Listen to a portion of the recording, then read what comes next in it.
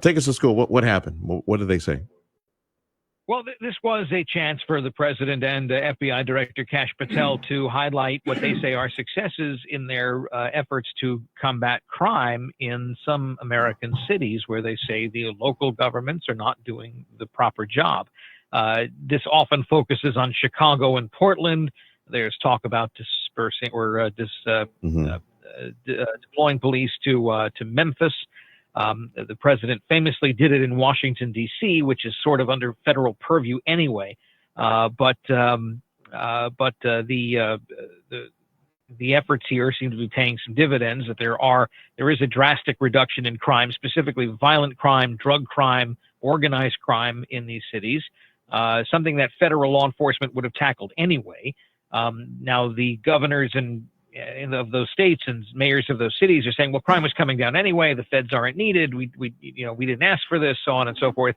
But the president is touting it as a success, and that he's eyeballing other cities, namely San Francisco, to try this as well. Okay. And of course, the challenges from places like Chicago and threatened challenges from other places like Portland as well, preventing that. In fact, there's a standing court order, I think, preventing the deployment of some of these troops in the interim.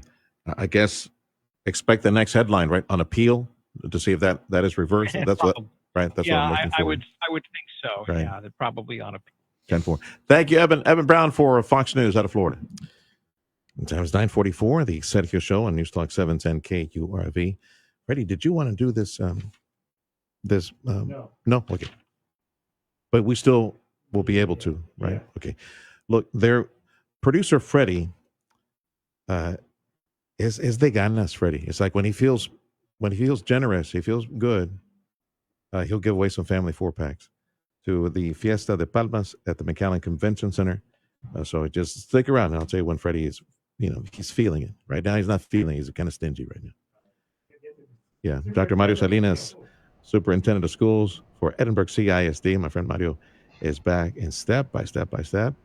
Edinburgh CISD, Dr. Mario Salinas and the crew, passionate about helping our kids move toward a more prosperous future, disrupting the cycle of poverty. I finally saw the jacket you were talking about. But he estaba chuleando. He was complimenting Mario for beautiful. Yes. That's a beautiful. Yes. We on Thursdays for the month of October in Edinburgh, we try to recognize it's a breast cancer awareness, and so I try to address differently than I would normally do in honor of all those people that are fighting cancer. Yeah. Freddie says you should steal that idea. The problem is I don't have a vast wardrobe, Freddie. I'm not a TV anchor man, but look, Mr. GQ himself right now, Dr. Marcelo. Thank you.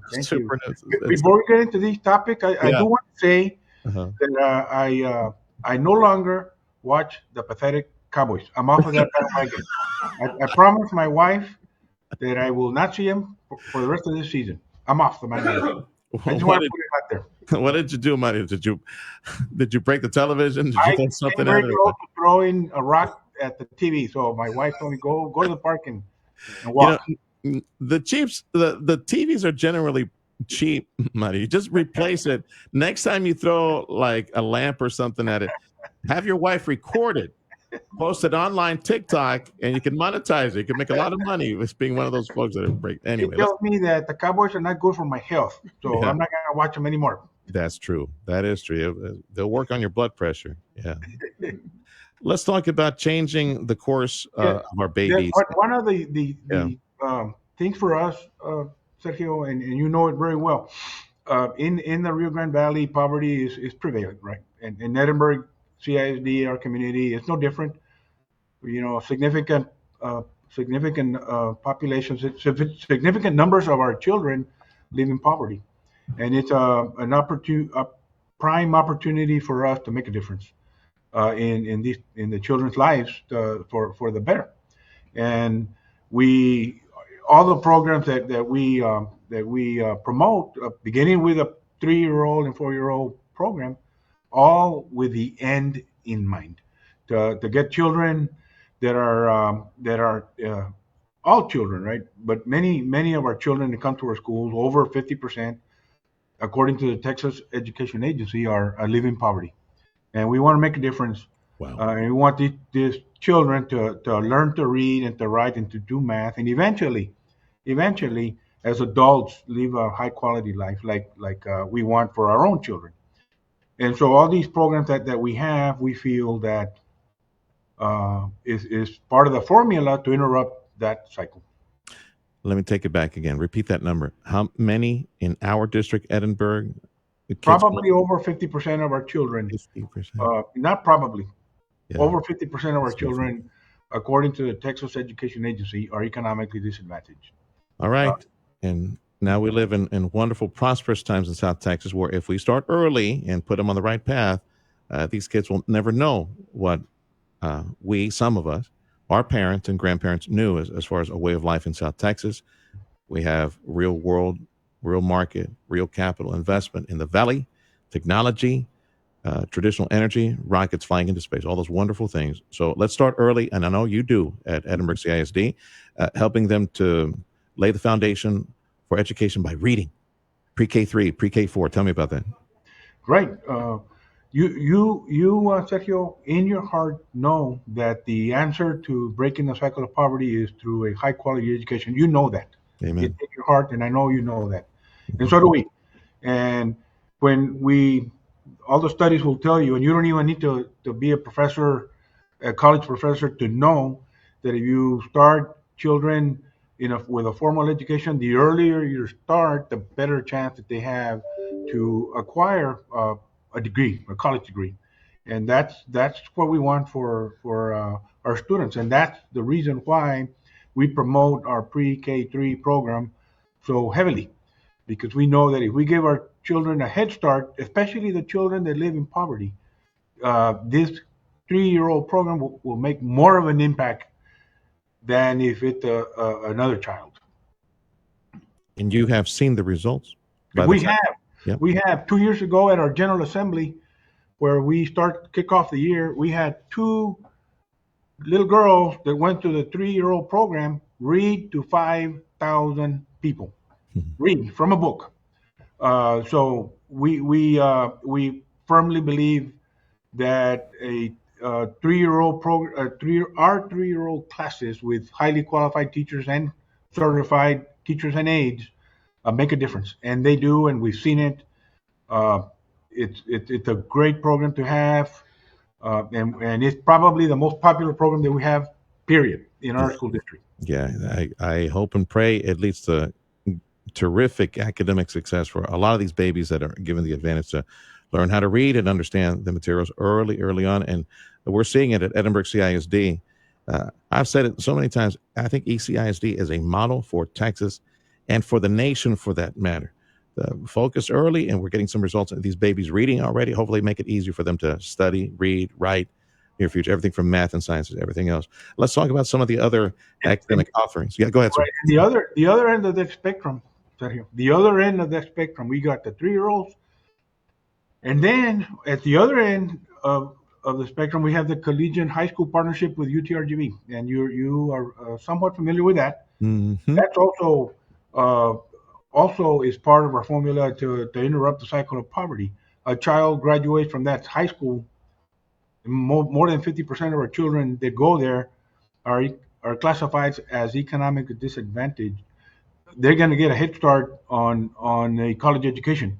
And we know that a college education is the answer to interrupting the cycle of poverty. That's the other end of the spectrum as well. You get the early college, high school as well. Dual enrollment also taking place within the district. Tell me about that. We do have dual enrollment at the comprehensive with the collegiate high school partnership with UTRGV. It's a concurrent enrollment where the children take college classes on campus. Yeah. For 2 years.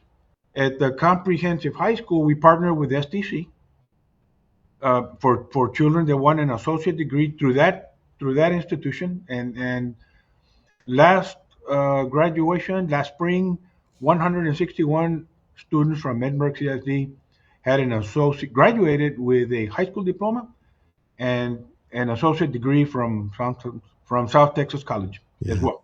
What a beautiful experience that is. My goodness. I bet you think about this often, don't you, Money? Don't you wish you had those opportunities when we were kids in high school a long time ago? But I'm glad that the adults figured it out at some point and provided Yes, yes. college in the school. The people that make laws in our state, the legislators, they figured it out that education is the way to go, and we have all these programs, and they're pouring more money into public education, especially with our teachers. They're paying more, and that is a good thing because learning happens in the classroom. But the opportunities that we have now, the collegiate high school, the dual enrollment, the advanced placement programs, Yeah, all of AP. that Yeah, didn't exist when you and I went to school. yeah. Dr. Mario Salinas, Superintendent, Edinburgh CISD. On a weekly basis, we have to have a chance to catch up with some of the great news from the campuses across Edinburgh. That is, in my opinion, a model, an example for Texas and for the nation. Because if we could, people, if we could uproot, if we could copy paste these concepts in, for example, one of the worst districts in Texas, Houston ISD, such a disservice to the families, the taxpayers, and the children for it's generational. And I say this, I have experience. I was a young volunteer lay minister with the youth movements in Houston, growing up early college in Houston. And it was 21 Jump Street back then. Some of the campuses they took us to show they haven't improved any in Houston ISD. It's so sad. We need to uproot these concepts of early college, AP training, and career technical education that is provided in Edinburgh to get our kids ready for jobs at the Port of Houston up there, jobs at the Port of Brownsville down here. That's what we're doing in Edinburgh, the career and technology education, which is not only welding and construction and electricity and plumbing, it's all these different jobs, computers, allied health, beauticians, all these wonderful jobs and careers that we're preparing kids. And they start early. It's like in middle school, right? Might is when you're encouraging parents to we make get a them decision introduced now, to right? we get them introduced to career and technology programs in eighth grade, and then they get to the high school. They get more introduction, and then they progress through the high school. Some of the students that are even some students that go to college, they're gonna go to college and they want to go to college, opt to take these classes. Many students that are not going to go to college, and not because don't have the smarts, they're just not going to go because they don't want to. We offer these opportunities for them, whether they want to be welders, mechanics, electricians, plumbers, construction trades, computer trade, on and on. Uh, Significant numbers of our students do not go to college. I'm going to say 40% do not go to college. They don't want to go to college, and we need to have programs for them as well. So we have this career technology facility, state of the art, and it's at capacity, and we're building more capacity for Nice. these students that are going to go straight to the workforce, be it welders, be it plumbers, electricians, air condition repair, on and on. And on this theme of disrupting the cycle of poverty, now because of that technology center, you're reaching into a previous generation, allowing mom and dad, the Correct. dads, get in there and study some of the stuff at that same facility with South Texas College is the partnership that you've started. To do We in fact we meet this afternoon. We come up with a calendar of when a calendar of events of get this program off the ground. Mhm. We met with South Texas College and officials from PSJA ISD. They have a similar program last week, and we're getting ready to roll out a evening program for those parents that have children in our schools and for the general community. That if they want to get a certification and they're unemployed or underemployed, here's a chance. And we're going to offer this opportunity again, trying to interrupt the cycle of poverty, give some of these parents that perhaps for whatever reason they when they were going through their schooling, they didn't acquire a certification or a Yeah. degree. Here's an opportunity, and we're going to help them. And we think that this is also something that is going to be beneficial to the parents and to our community.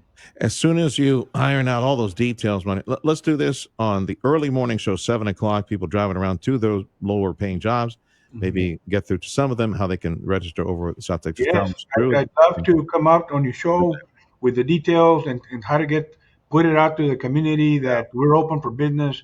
And STC is going to help these parents with financial aid, all of that. And we want to help the adults out there, parents out there that want a gainful employment. We want to be part of that solution.